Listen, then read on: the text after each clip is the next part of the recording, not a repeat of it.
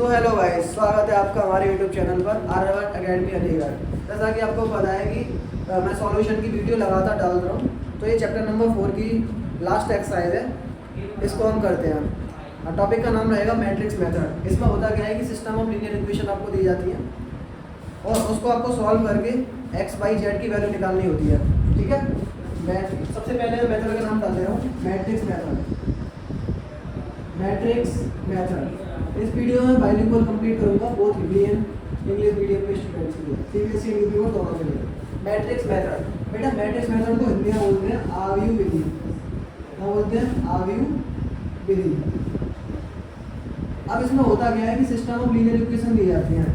आपको 3 इक्वेशन दी जाएंगी, system of linear equation इनको बोलते हैं। मैं डायरेक्ट इक्वेशन लिख रहा हूँ क्योंकि काम मुझे वहीं से है। मैं आपको इक्वेशन लिख दे रहा हूँ, a1x plus b1y plus c1z is equal to d1। पहली इक्वेशन कंपेयर करना पड़ेगा a1 b1 c1 d1 इस तरीके से a2 b2 c2। Second equation जो रहेगी वो रहेगी a2x plus b2y plus c2z is equal to d2। ठीक है, और थर्ड इक्वेशन रहेगी आपकी a3x plus b3y plus c3z is equal to d3। ये 3 सिस्टम ऑफ लीनियर इक्वेशन है आपके लिए। अब इसमें से आपको करना क्या होगा? एक्सट्रैक्ट करना होगा a b। ठीक है, a और b को एक्सट्रैक्ट करना होगा, कौन a है कौन b है और कौन x है। तो इसमें 3 बातें आपको याद रखनी है। कौन कौन सी? सबसे पहले तो आपको x याद रखना है। x क्या है? कैपिटल x बना दे रहा हूँ। कैपिटल x याद रखना है आपको। कैपिटल x होता है x by Z. x by Z. इसका जो ऑर्डर होगा बेटा कितना रहेगा? इसमें 3 रो है, 1 कॉलम है। इसका ऑर्डर क्या रहेगा? 3/1। बात समझना मेरी, ऑर्डर में क्यों लिखवा रहा हूँ आगे। अब a क्या होगा? a समझ लिए। a जो होते हैं a1 b1 c1 होते हैं। a1 b1 c1, a2 b2 c2, a3 b3 c3। इसमें टोटल 9 एलिमेंट होते हैं। तो यहाँ पर लिख देंगे हम कंपेयर करके। यहाँ a1 आएगा, यहाँ पर b1 आएगा b1, यहाँ c1 आएगा, यहाँ a2 आएगा, यहाँ b2 आएगा, यहाँ c2 आएगा। कुछ नहीं करना, मैं यहीं से लिखा रहा हूँ। देखो a1 b1 c1, a2 b2 c2। बात सही है सर। नेक्स्ट आते हैं, यहाँ पर क्या आ जाएगा? a3, यहाँ आ जाएगा b3 और यहाँ पर आ जाएगा c3। ठीक है ना, x ये हो गया, a ये हो गया और एक और बचा आपका b और लिख लो यहाँ पर। बेटा b आपको एक ही दिख रहा है सर। x y z आपने उड़ा दिए सर, आपने a1 b1 c1 करके लास्ट में उड़ा दिया 9 एलिमेंट। लेकिन d का क्या काम है? जो d है ना वही b है। यानी b में कौन कौन आएंगे? b में आएंगे d1 d2 d3। आपको कंफ्यूज नहीं होना है, एक एग्जांपल सीखोगे केवल। एक एग्जांपल का अगर आपने सॉल्यूशन देख लिया, आपके दिमाग में ये 99.99% फिक्स हो जाएगा। ठीक है, तो होता क्या है? According to matrix method, according to matrix method question क्या आता है? एक्स वाई जेड की वैल्यू, जो एक्स वाई जेड है इसकी वैल्यू निकालनी होती है हमें। तो according to the matrix method क्या करेंगे हम? x इज इक्वल टू होता है a इनवर्स b। या फिर बेटा आप इसको एक लाइन में ऐसे समझ लो, आप ऐसे समझ लो x इंटू a बराबर होता है b के। तो जो x की वैल्यू निकल कर आएगी, a इधर नीचे आ जाएगा, वन अपॉन a, यानी कि a इनवर्स b। कैसे भी कर लो, या चीज़ों को कंफ्यूज मत हो, एक ही लाइन याद रखो, बस खत्म कहानी। ये जो x की वैल्यू होती है सर a इनवर्स b होती है x की value a inverse b। x की जगह पर आप x पुट कर देना। बात समझिए जरा, रफली समझाना चाह रहा हूँ आपको, आंसर कैसे आएंगे। टॉपिक तो आपका इतना ही सा था।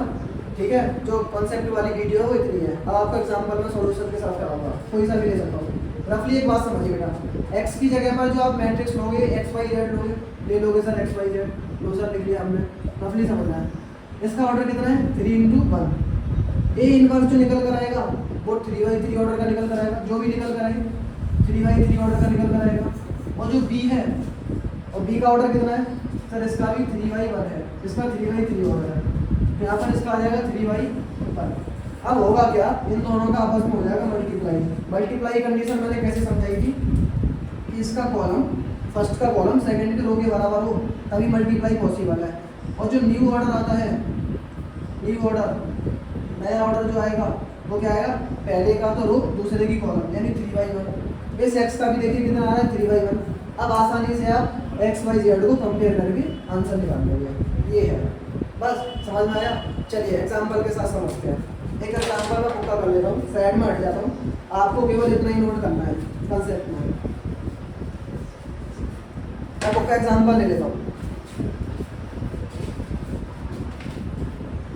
मैं एक्सरसाइज का आपका क्वेश्चन नंबर कोई सा भी ले लेता हूँ, जैसे कि मैंने 7 ले लिया है, 8 ले लिया है, 9 ले लिया। मैं क्वेश्चन नंबर 14 ले लेता हूँ, ठीक है। क्वेश्चन नंबर 14 जो आपको टफ लगे वो ले रहा हूँ, क्वेश्चन नंबर 14। चलिए इसको मैं इरेज कर देता हूँ।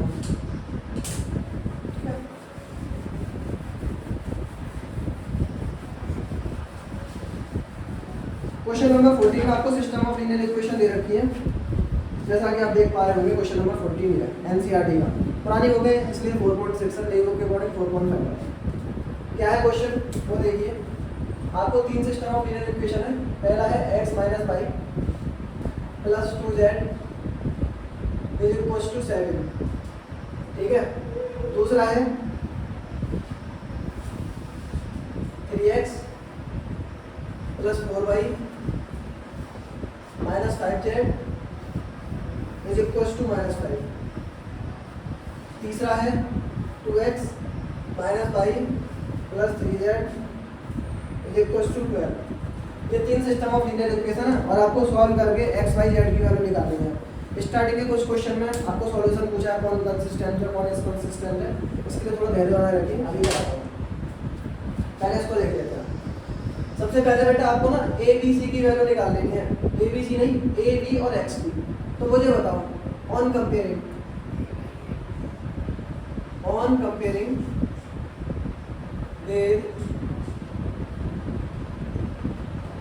इसके साथ कंपेयर करना। अभी जो इक्वेशन लिखवाई थी a1x प्लस b1y प्लस के c1 is equal to d1, z है यहाँ पर c1 z, a2x plus b2y plus c2z is equal to d2, a3x plus b3y plus के c3z is equal to d3। आपको compare करके a b c की value निकालनी है, जैसा कि मैंने बताया था। तो a होता क्या है, a1 b1 c1 होता है। मैं डायरेक्ट कंपेयर करूंगा। बेटा a1 की वैल्यू कितनी है, x के आगे कुछ नहीं है तो × 1 होगा, तो यानी कि इसकी वैल्यू 1 है, x का कोएफिशिएंट 1 है। b1 की वैल्यू कितनी है बेटा, -1 है, -1 दिख रहा है आपको, ये -1 है तो हो जाएगा -1। c1 की वैल्यू कितनी है 2, z का कोएफिशिएंट। आगे आइए दूसरी लाइन में, a2 की वैल्यू कितनी है 3, b2 की वैल्यू कितनी है 4 और c2 की वैल्यू कितनी है -5। आगे आते हैं, a3 की वैल्यू कितनी है 2, a3 की वैल्यू 2 होगी। बेटा b3 की वैल्यू कितनी है -1, b3 की होगी -1 और c3 की वैल्यू कितनी होगी 3। ये तो आ गया सर a। अब आगे क्या बचा, आगे बचा सर b। इसका ऑर्डर 3/3 होता है a का, और b होता है d1 d2 d3 दिखाया था अभी। तो बेटे बताओ d1 की वैल्यू कितनी 7, तो आप यहाँ 7 लिख देना। d2 की वैल्यू कितनी -5 या -5 लिख देना। d3 की वैल्यू कितनी 12 या 12 लिख देना। ये क्लियर है, a क्लियर, b क्लियर। अब बचा x। x क्या होता है, x बाई जेड। x होता है x by z. Okay sir, तो वी नो डेट, हम जानते हैं matrix method. We know that matrix method क्या होता है, मैट्रिक्स मेथड होता है सर, मैट्रिक्स मेथड होता है x बराबर a इनवर्स b। यानी सबसे पहले आपको क्या निकालना पड़ेगा, a का इनवर्स निकालना पड़ेगा। बेटा a इनवर्स आपको समझ में आ गया है ना, मैंने बहुत समझाया है हर वीडियो में, आपको मोस्टली मैंने a इनवर्स ही समझाया है इस चैप्टर की में, ठीक है। तो a इनवर्स बहुत सरल है, बस लेंथ ही है थोड़ा, है बहुत इजी स्टेप्स। तो सबसे पहले a इनवर्स निकालेंगे। a इनवर्स होता है किसके बराबर, तो आप कहोगे सर a इनवर्स होता है 1 डिटर्मिनेंट ऑफ a का सरणी इनटू में एडजॉइंट ऑफ a, ठीक है। तो सबसे पहले सरणी निकाल लो इसका a का। तो a का सरणी कैसे निकलेगा, मैंने इसको एक्सपेंड कर दिया r1 एलोंग r1 कर रहा हूँ, r1 के अलोंग विस्तार कर रहा हूँ इसका पहली पंक्ति के अनुसार। तो बेटा पहली पंक्ति में कौन आ रहा है +1, तो आप लिखोगे +1। अब डायरेक्ट कराऊंगा, इसके रो छिपा लो और इसके कॉलम छिपा लो। 3 4 12, फिर माइनस का साइन लगाते हैं, -5 और -1 का मल्टीप्लाई करेंगे +5 आएगा, यहाँ पर +5 कर लिया। ऑल्टरनेट साइन के साथ, ये प्लस का लिया है तो अगला माइनस का आएगा, लेकिन ये माइनस है इसको प्लस बना देगा, मैं ऐसे लिखते हैं। अब आगे बचिए क्रॉस मल्टीप्लाई करिए, इसके रो कॉलम छिपाकर, इसके रो और कॉलम छिपा देंगे तो 3 का मल्टीप्लाई 3 में 9, -5 का मल्टीप्लाई 2 में ये आ जाएगा -10। ठीक है, ये प्लस लिया ये माइनस लिया, अगला प्लस आएगा, ऑल्टरनेट साइन चलते हैं। अब 2 आ जाएगा, रो एंड कॉलम छिपा लेंगे, 2 के रो एंड कॉलम छिपा लेंगे। 3 1 जा 3, माइनस का 3, फिर माइनस का साइन लगाना है, 4 2 जा 8, 4 2 जा 8। करिए इसको कैलकुलेट करिए, देखो बेटा प्लस के बाद है माइनस के 5, कितना बचेगा 7। इसको करेंगे हम, माइनस माइनस प्लस हो जाएगा 10 और 9 19, और ये माइनस माइनस प्लस हो जाएगा तो प्लस के 19 ही रहेगा। ठीक है, उसके बाद आ गया ये -3 और -8 कितना हो गया -11 का मल्टीप्लाई 2 में करेंगे, माइनस का 22, इसको कैलकुलेट कर लेते हैं। 19 और 7 कितना हो गया 26 में से 22 कराएंगे तो 4, ये 4 जो निकल कर आया वो किसकी वैल्यू है प्रोविजन ए का सहायक है, यानी डिटरमिनेंट ऑफ ए। ओके, अब निकालते हैं इसका इनवर्स। तो इनवर्स निकालने के लिए मुझे क्या निकालना पड़ेगा एडजॉइंट निकालने के लिए मुझे क्या निकालना पड़ेगा कोवेक्टर निकालने के लिए मुझे क्या निकालना पड़ेगा माइनर। मैंने बोला था ना स्टार्टिंग में ये चैप्टर एकदम सीढ़ियों से पहले माइनर फिर कोवेक्टर फिर एडजॉइंट। ठीक है, और इसमें ट्रांसपोज भी आ जाता है। चलिए निकालते हैं, अब इसका निकालते हैं एडजॉइंट। तो एडजॉइंट निकालने के लिए माइनर से स्टार्टिंग करेंगे M11। मैं डायरेक्ट करूँगा जैसा कि मैं करता आ रहा हूँ, एक मैंने करा दिया है, पुरानी चीज़ें देखते हैं ना, इन्वर्स नहीं आता है तो बस वही है इन्वर्स, उसी की तरह बिल्कुल टिक तो करना, बस पहले चेंज होगी। चलिए माइनर से स्टार्टिंग करेंगे, ये आपके पास आ रही है, 1 के रो एंड कॉलम छिपा लेंगे, 1 के रो एंड कॉलम छिपा लेंगे, कितना बचेगा 3 4 12 -5, 12 -5 कितना रहेगा 12 -5 कितना रहेगा, तो आप लोगों सर 7। इसका फटाफट कोफैक्टर निकाल लो A11। मैंने क्या बताया था, मैंने आपको ये बताया था इन दोनों को ऐड करने पर, आई और जे को ऐड करने पर अगर इवन आया तो नो चेंज, और आया तो चेंज। क्या चेंज, साइन हो गई। इवन आना है नो चेंज, तो साथ का साथ ही रहेगा। आगे आते हैं M12 निकालते हैं।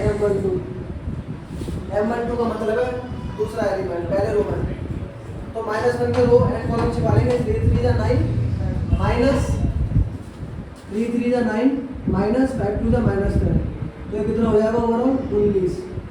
अब बेटा यहाँ पर निकालेंगे A12, तो A12 की वैल्यू यानी इनको ऐड करेंगे, क्या आ रहा है ऑड आ रहा है, यानी इसका साइन चेंज हो जाएगा, तो हो जाएगा माइनस का 19।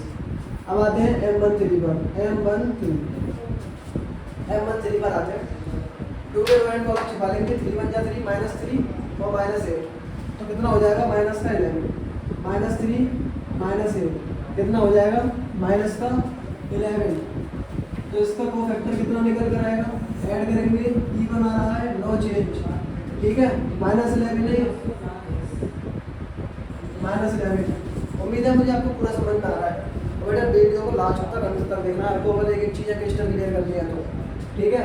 -11 दोबारा से देखते हैं, A13 इन दोनों को ऐड करेंगे तो 4 आ रहा है, 4 पर नो चेंज, -11 ही आ रहा है। ठीक है,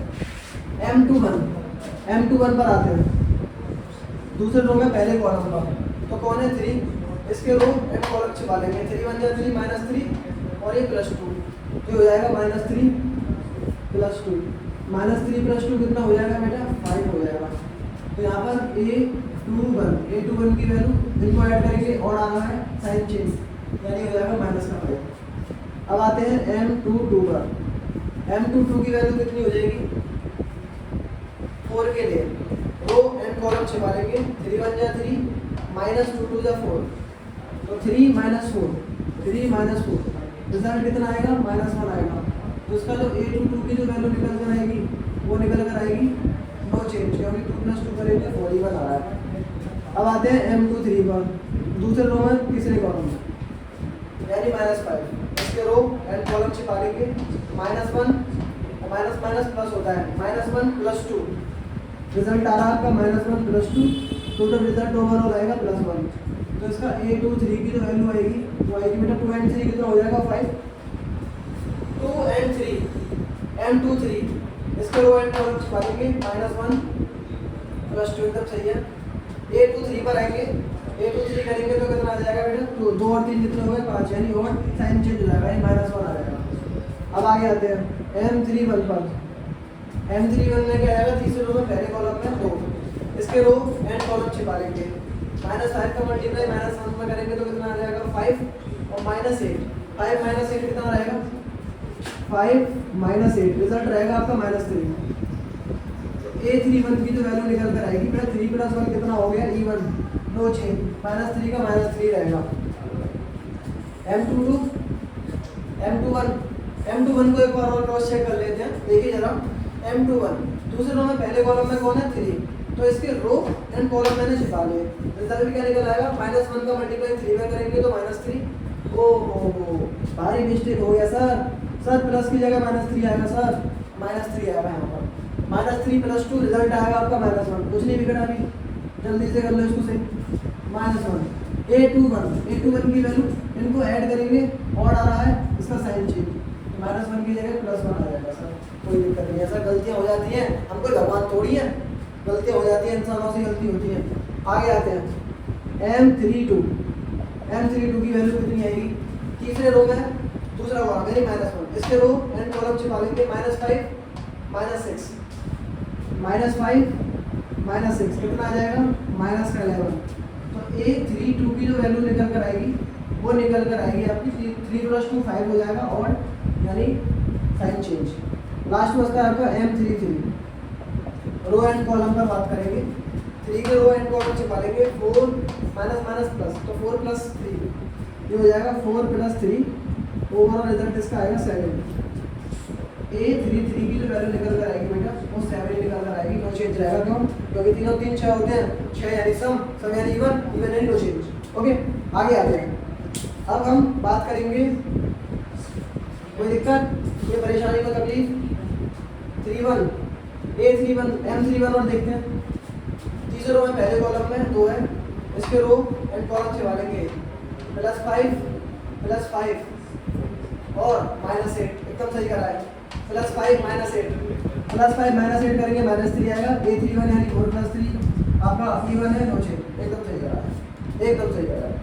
चलिए आगे आते हैं बेटा, अब क्या निकालना है हमें निकालना है एडजॉइंट ऑफ ए, वो किसके बराबर हो जाएगा सर, आप कहोगे वो हो जाएगा कोफैक्टर का ट्रांसपोज, कोफैक्टर का परिवर्त, T4 ट्रांसपोज, या फिर इसको ऐसे दिखा दो या फिर इसको T से दिखा दो, बात एक ही है, मेरे शब्दों को समझिए, शब्दों को ट्रांसपोज परिवर्त, कोफैक्टर होता है किसके बराबर है, तो आप कहोगे सर कोफैक्टर होता है इन एलिमेंट के कोफैक्टर लिख लेते हैं, a11 a12 a13 a21 a22 a23 a31 a32 a33, ठीक है ना, और इसका क्या करना है हमें परिवर्तन, यानी ट्रांसपोज कर देंगे, रो को कॉलम में चेंज कर देंगे, तो एडजॉइंट ऑफ ए की जो वैल्यू निकल कर आएगी वो निकल कर आएगी, देखिए जरा, रो को कॉलम में चेंज करेंगे तो आ जाएगा a11 a12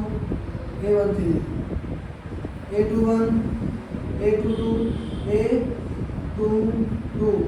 a23, ठीक है, a31 a32 एंड a33, ठीक है। अब क्या बचा सर, इसकी वैल्यू तो पुट करनी है, कोफैक्टर हमारे पास दे रहे हैं, इनकी वैल्यू पुट कर दो केवल यहाँ पे, जैसे इनकी वैल्यू मैं पुट करूँगा, मैं डिफरेंट पेन यूज कर दे रहा हूँ, इससे आपको एक समझ अलग देगी, ठीक है, डिफरेंट मार्कर का यूज कर दे रहा हूँ, ब्लैक मार्कर आ जाओ, a11 की वैल्यू 7, उसके बाद बेटा -19 है, उसके बाद बेटा -11 है, उसके बाद 1 है, -1 है, और फिर दोबारा से -1 है, उसके बाद -3 है, 11 है और 7 है, ये था एडजॉइंट, ठीक है। क्वेश्चन यहाँ तक भी आ सकता है, कोई दिक्कत नहीं, समझना। अब इसका निकालते हैं इनवर्स। चलिए अब मुझे इसको रेज करना होगा। मैं एक साइड में हट जाता हूँ, अब स्क्रीनशॉट ले लूँ। मैं उधर वाली साइड को रेज करके इसका आंसर लेके आ रहा हूँ आपके लिए एक्स वाई जेड का। ठीक है, देखिए मैं इसको रेज कर दे रहा हूँ।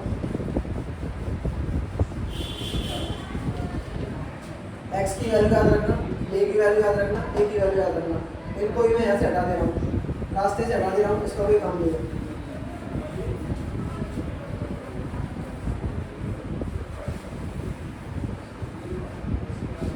एडजॉइंट ऑफ डिटरमिनेंट ऑफ ए की वैल्यू कितनी आएगी 2।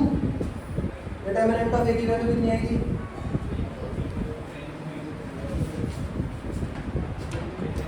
डिटरमिनेंट ऑफ ए की वैल्यू 4 आई थी, 4 याद रखना। डिटरमिनेंट ऑफ ए की वैल्यू 4 आई है। अब वापस आते हैं ए इनवर्स पर आते हैं पहले। तो मैंने बोला था ए इनवर्स किसके बराबर होता है, तो आप कहोगे 1 डिटरमिनेंट ऑफ ए इनटू में एडजॉइंट ऑफ ए। देखिए डिटरमिनेंट ऑफ ए की वैल्यू 4 आई है और एडजॉइंट ऑफ ए आपके सामने ही है, प्रस्तुत है ब्लैक पेन में।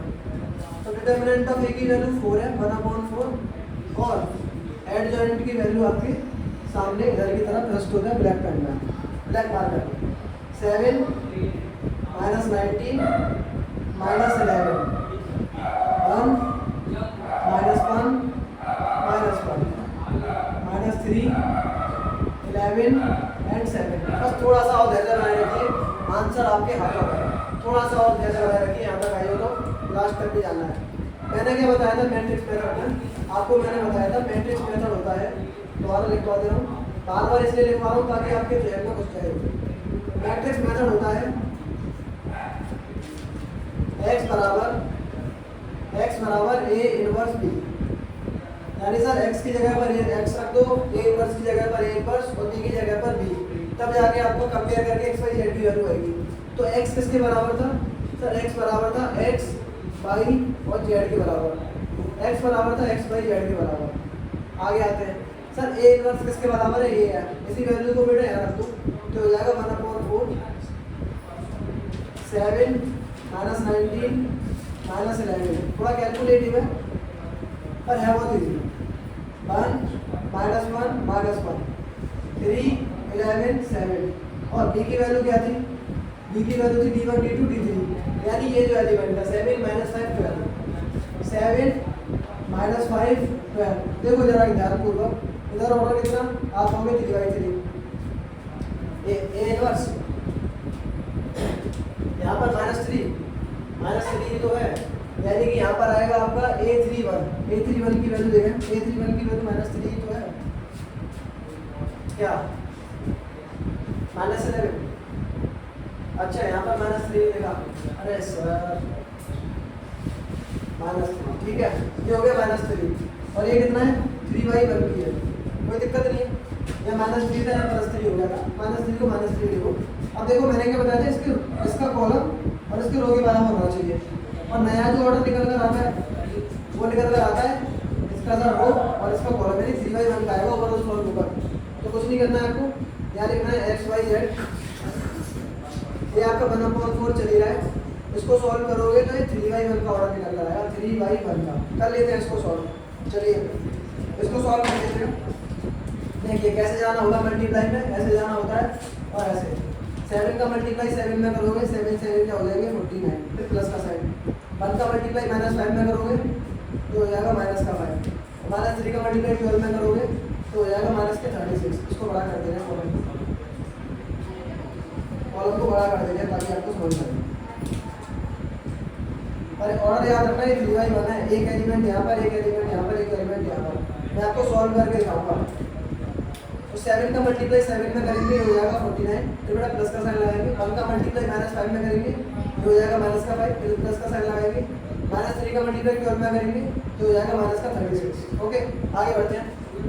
-19 का मल्टीप्लाई 7 में करेंगे तो 19 7 133, माइनस का 133, फिर प्लस का साइन। -1 का -5 में करोगे तो हो जाएगा प्लस का 5, इस बार हो जाएगा प्लस का, फिर प्लस का साइन लगाएंगे। 11 का 12 में करेंगे तो आता है 132, वरना करके देख लो 11 दूनी 22 का 2 हासिल लगा 2, 11 का 11 तो 13, 132 ही आएगा निकलना। आगे बढ़ते हैं। -11 का 7 में करेंगे ये हो जाएगा -77, फिर प्लस का साइन। -1 का -5 में करेंगे, ये प्लस का 5, ये प्लस का 7 का 12 में 84। इसको ओवरऑल कैलकुलेट कर लेते हैं और x y z की वैल्यू आपके सामने आ जाएगी। x y z equals to divide by 4 और इसका डिवाइड और करना है लास्ट। देखिए कैलकुलेट करता हूं, ये माइनस का 5 है, ये माइनस का 36 है, इसको ऐड करेंगे तो ये कितना हो जाएगा, तो आप कहोगे सर ये हो जाएगा माइनस के 41, ये कितना है प्लस का 49, प्लस का 49 माइनस का 41, रिजल्टेंट कितना देगा 8, यहाँ पर लिख लो 8। ओके आगे आते हैं, 132 है प्लस का ही माइनस का, इन दोनों को सॉल्व कर लो, तो इन दोनों को सॉल्व करना रिजल्ट जो आएगा -1 आएगा, इधर +5 है, -1 + 5 कितना हुआ, तो आप कहोगे 4। आगे बढ़ते हैं, ये प्लस का 84 है, 84 और 5 कितना हो जाएगा, तो आप कहोगे 89, इसमें से 77 माइनस कर दो तो कितना रिजल्ट आएगा, आप कहोगे 12। कितना आएगा सर, यहाँ पर आएगा 12। 1/4 का मतलब है कि 4 का डिवाइड हो रहा है प्रत्येक एलिमेंट में, यानी इसी की जगह पर मैं क्या लिख सकता हूँ सर, 4 2 जा 8, 4 1 जा 4, 4 3 जा 12। ठीक है, मतलब सर 4 का डिवाइड होने के बाद इस वाले का तो कोई काम रहा ही नहीं, इस वाले का तो कोई काम रहा ही नहीं। इधर देखो, इसका ऑर्डर देखिए 3/1 का है, इसका भी ऑर्डर देखिए 3/1 का है, और दोनों मैट्रिक्स किसके बराबर है, इक्वल है। जब इक्वल होती है तो कंपेयर कर लेते हैं, तो आपको लिखना क्या है, ऑन कंपेयरिंग, तुलना करने पर, ऑन कंपेयरिंग आपको क्या मिलेगा, x y और z की वैल्यू मिल जाएगी। तो x की वैल्यू कितनी रहेगी 2, ठीक है ना सर, y की वैल्यू कितनी रहेगी 1, करस्पॉन्डिंग एलिमेंट होते हैं इक्वल, और z की वैल्यू कितनी रहेगी 3। वाह सर वाह, क्या समझ में आया। तो यानी कहने का बात यह है कि आपको पहले तो a इनवर्स निकालना आना चाहिए। इस चैप्टर की जो मुझे लगता है ना बेस है वो a इनवर्स है।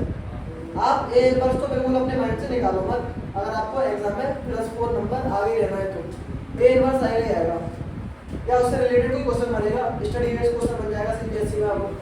तो x बराबर a इनवर्स भी मैट्रिक्स मेथड होता है, x की वैल्यू निकलवाता है x y z। ठीक है ना, उम्मीद है मेरा ये सॉल्यूशन आपको एक एक स्टेप क्लियर रहा होगा, क्रिस्टल क्लियर। और वीडियो देखने के लिए हमारे चैनल को शेयर, सब्सक्राइब और फॉलो करिए। ठीक है, मिलते हैं अगली वीडियो में।